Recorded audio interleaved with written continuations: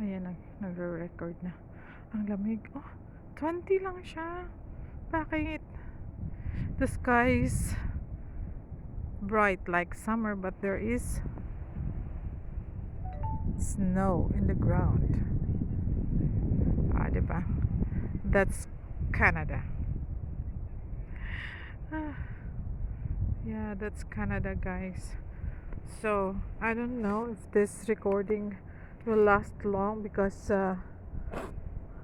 I'm just using my what's this? Cell phone. And my cell phone is not, it's not a, hindi siya high tech. So, ganito. Magsaksak sinagula lang sadta.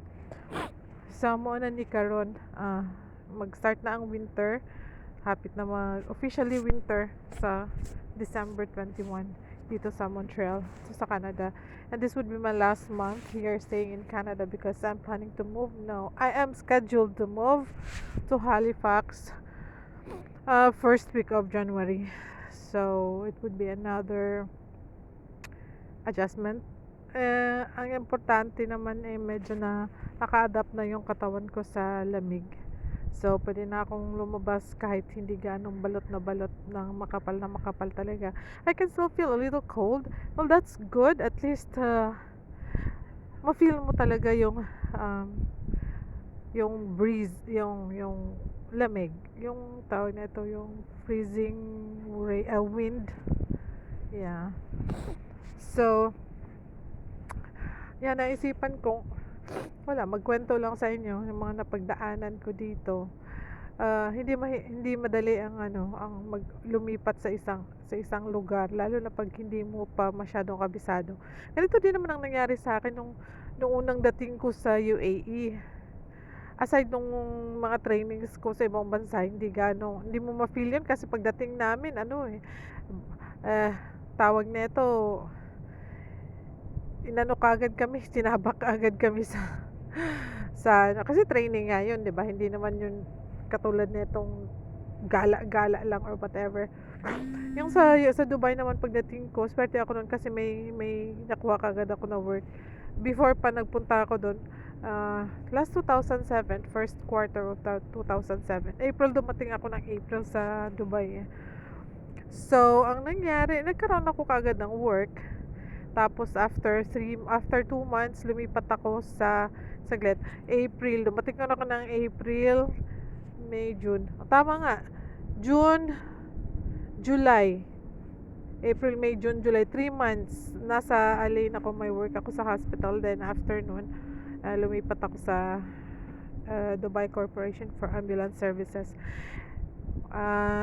August 21 2007 nagkaroon ako ng work doon. So dito ang iba kasi ang nangyari dito sa Montreal. Kasi actually this is not supposed to be the place where I should land here. I was planning to go directly to Nova Scotia. However, may nakiusap na kailangan kong pumunta rito muna. So, nandito nga ako ngayon. Kaya lang, hindi ko talaga siya type. Hindi ko gusto yung Montreal. Alam mo kung bakit? Una yung language kasi French nga sila, 'di ba? So, hindi ako magaling hindi talaga marunong bonjour lang ang alam ko. So, yeah. Hindi ko siya masyadong type. At saka sinubukan kong maghanap. Lagi na ako hinahanapan ng sinubukan kong maghanap ng work. In-accept naman ako, may isang nag-accept sa akin. Kaya lang parang feel ko hindi ko type yung actually workload. Bakit ko ba in-applyan yon? Hindi ko siya gusto. So, hindi ko rin kinuha. At saka mababa yung bigay. Alam mo dito, yun ang bantayan natin eh. Yung mga turistang pumupunta dito sa Canada at naghahanap ng work, usually kasi nahuhulog sa yung na-exploit ba? Kailangan inaano nila kung minsan bibigyan sasabihan na sige sponsoran kita, bibigyan kita ng LMIA. Kaya lang ganito lang ang ganito lang kababa ang sahod mo. So, hindi ka puwedeng ang alam ko pagka masyadong low wage hindi mo madadala yung family mo or hindi ka mapi-PR, gano'n, something like that. I'm not sure actually. So, yun. Kaya hindi ko siya tinanggap. At saka may ibang reason ako kung bakit hindi ko siya tinanggap. Ah, lahat ng mga ano dito, kung minsan, alam mo yung napapanood nyo sa mga vlogs na punta kayo dito sa Canada, madaling maghanap ng trabaho dito. Actually, hindi madaling maghanap ng trabaho dito. Ang daming walang trabaho dito. May mga trabaho dito, pero may mga experiences silang hinahanap kahit taga rito ka. Kaya kailangan mong i-build up yung sarili mo bago ka makakuha ng magandang trabaho.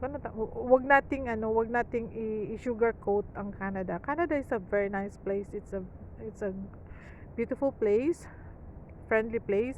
However, wherever you may want to start a new life, it's not easy. You have to start from scratch. Ganon din naman ang nangyayari sa UAE. Ang kaibahan lang doon, wala kang mararanasan na ganito taglamig.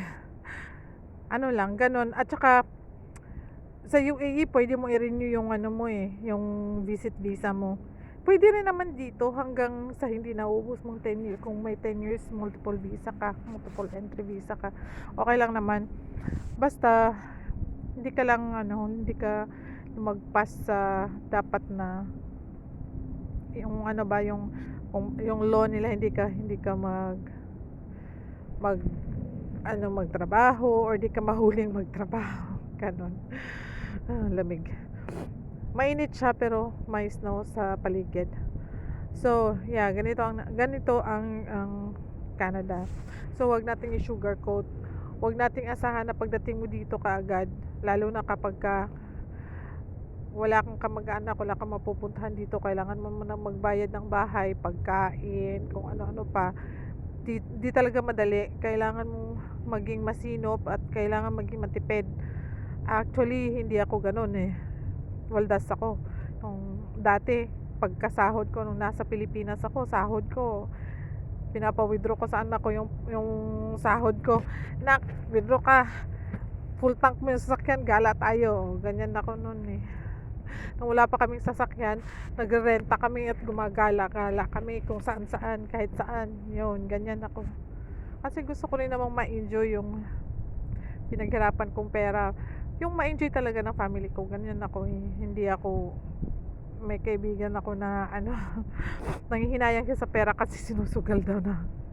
Sinusugal. Sabi ko, hindi ako ganun. Pinapangkain ko, pinapanggala namin ng pamilya ko. Yun, ganun ang ginagawa ko sa pera ko. Anyway, yeah, eto na nga. So, hindi madali ang maghanap ng work. Madaling maghanap ng work kasi maraming work na available, pero hindi madali ang makakuha or makakuha ka ng work kasi nga hindi nga siya turista tayo eh. May mga dito na ang dami mo kalaban, lalo na dito sa Montreal. May mga estudyante, may mga visa na yan. So may mga allowed na silang na mag-work. So marami kang kalaban kasi ang daming estudyante rito. Yung mga naka-open work permit na yung mga pamilya ng estudyante, o yun, isa pa yun. Basta marami kang kalaban dito. Usually pag nag-apply ka, hinahanapan ka ng French. Tinanggap naman ako, kaya lang kailangan nila ng French. I cannot learn French in 2 weeks. For God's sake. Hindi ako ang tawag nun, hindi ako genius para matuto ako ng French in 2 weeks. At saka maganda ang Montreal, pero hindi ko talaga type yung place. I don't know why. Hindi ko siya, kumbaga yung walang hugot ba? Hindi ko makita yung connection ko. Hindi ko ma-feel yung connection ko dito sa Montreal. So, yun, namin, tawag na ito,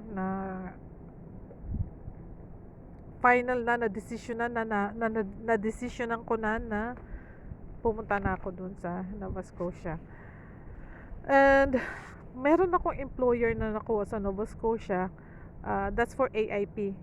Walang Lamia, AIP. Pero I don't know kung paano yung process. Basta ang sabi lang nila, ang sabi sa akin ng employer, I have to be there. I have uh, to do the residency. Parang ganun. Na magkaroon ako ng resident, ano doon. Kasi yung application ko dito sa sa Montreal. Yung ano ko ba, resume ko, yung address is dito sa Montreal. So, sabi niya sa akin, kailangan mong pumunta doon. Kailangan mong tumira sa Nova Scotia para makita daw ng province ang willingness ko to migrate doon. Gusto ko naman talaga ang Nova Scotia. Actually, first choice ko yun. Sabi ko dati, kapag pupunta ako dito sa Canada, ang gusto kong puntahan is ang Nova Scotia talaga. Kasi yun ang, ewan ko ba, first time na dumating sa punto na gusto ko nang umalis ng Dubai. Ang unang-una kong naisip, Nova Scotia. Siguro sa mga seafoods, yun lang naisip ko, seafoods. Oh, guys, yung mga nangangarap, mangarap lang tayo. Libre naman yun. Magsikap lang din tayo. Pero pagdating dito, subukan natin na gawin lahat ng makakaya natin. At saka, wag nating isipin na madali. Walang madali. Wala talagang madali. Hindi madali ang lumipat sa ibang bansa. Gaya dito sa Canada. Ang dami ko na papanood sa videos sa YouTube na yung parang sila, yung parang binibenta nila na napakaganda yung Canada, napakadali ang makahanap ng trabaho sa Canada. Hindi madali, hindi talaga madali. Maliban na lang kung halimbawa galing kayo ng ibang bansa, yung OFW na kayo dati, tapos may pera kayo. Tapos yung pera nyo, dadalhin nyo dito. Yun, maganda yun. Kasi, kumbaga, hindi kayo mauubusan, may pera kayo Hindi kayo maghihirap, hindi kayo katulad ng mga nagpunta rito na inisponsoron daw ng mga kamag-anak. Kaya lang, hindi sila nakakuha kagad ng work. Or parang, yung iba pa nga, parang niloloko ng mga sarili nilang kamag-anak. Yung sabi inisponsoran sila ng visa, tapos ini-exploit ba? Tapos tinatakot na kapag pupunta ka sa iba, maghanap ka ng trabaho na sa iba, maanuhan ka, yung pang hindi na i-renew, i-cancel yung visa mo. Hello, wala silang magagawa actually. Sa totoo lang, wala silang magagawa kasi yung application mo sa'yo yun kahit na in-sponsoran kanila ang nagbigay ng visa sa'yo, hindi yung nag-sponsor sa'yo. Ano lang yun, documentation lang yun sa kanila. Backup lang kumbaga sa application mo. Yung IRCC ang nagbibigay nung ng visa mo So hindi nila magagalaw 'yun. Kahit na bumalik ka ng Canada, pupunta ka sa ibang province, okay lang, yung lang problema. Tapos may mga iba na sa tagal na nandirito na sila, yung parang hindi pa rin nila naabot yung gusto nilang maabot, or siguro they expected too much, too high. Wala, tapos hindi yun ang nadatnan nila dito, or hindi dumating sa point na hindi nila narating yung gusto nilang marating. Naghirap sila kasi hindi mo masisisi ang Canada. Actually, hindi mo masisisi ang gobyerno. Kasi binigyan kanila ng pagkakataon na umangat Sarili mo na yun kung hindi mo tulungan yung sarili mo umangat. Kahit saan naman, kahit nasa Dubai ka, wala namang gobyerno na magsusuporta sa iyo dun Dito nga, pagdating ng panahon, pag tumanda ka, may passport ka na, may citizenship ka na. Kung gusto mong umalis, kung gusto mong pumunta magtrabaho sa ibang bansa, ka na, kategory mo, hindi na Pinoy, hindi ka na Asian, 'di ba? Canadian ka na, sa malaki na sahod mo, nasa mataas ka ng kategorya, o di malaki na ang sahod mo. So tulong pa rin yun, galing ng gobyerno ng Canada, kasi dahil sa passport mo nabigyan ka. Tapos yung iba dito, kasi mahirap daw ang healthcare. Kahit saan naman, kung gusto mong hindi ka maghirap sa healthcare, ang naisip ko to idea ko lang din to, kahit na meron kang healthcare galing sa gobyerno, kumuha ka rin ng sarili mong healthcare, para sa isang taon, 1,000 isang taon, okey na yun pang private hospitals, for emergency cases or kahit kung gusto mong magpa-laboratory sa private hospital, at least meron kang insurance, 'di ba? Tulungan mo sarili mo, huwag mong iasa lahat sa gobyerno. Gano'n ang nangyayari sa Pilipinas, 'di ba? Na ang dami-daming nagrereklamo sa Pilipinas, gobyerno kasi ganito, walang tulong, walang ganito, kaya nag-aalisan ng mga tao rito. Ibig bang sabihin gano'n din pagdating mo dito, gano'n din ang hihilingin mo?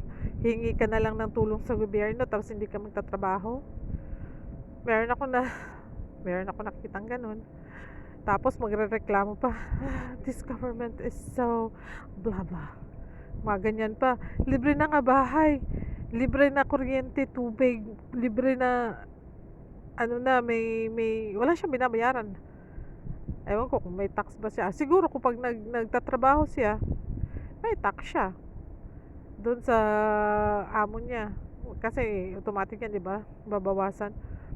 Pero tinutulungan siya, may allowance pa siya kasi may anak siya. Diborsyada siya, may anak siya. Tinutulungan ng gobyerno dito. Tapos magrereklamo pa, sasabihin pa na ang gobyerno dito is ganito. Naku, ang laking nun. Kung baga ikaw na yung tinutulungan, ikaw pa yung nagrereklamo, 'di ba? Hindi siya maganda. Hindi siya magandang hindi siya magandang behavior talaga. So, yun ang nasabi ko. Hindi ko naman minamaliit or sinasabing mali yung mga tao na nag nag desisyon na umalis ng Canada kasi nahihirapan sila, or malay natin kung nakahanap sila ng ibang malilipatan na mas maganda, o di sa kanila yun. Hindi natin pwedeng sabihin na ano lang yun, kasi pinaghirapan din naman nila nung dumating sila rito, naghirap din naman sila, sinubukan naman din nila. Pero yung sasabihin mo after mo lumabas, sisiraan mo na yung Canada kasi nga hindi ka naging successful dito, hindi ka naging mayaman, or hindi ka naging ganito, wag. Kasi sa sarili mo yun eh. Galo, yung ano mo yun eh, so, expectation mo yun na maging ganito lahat, maging ganon.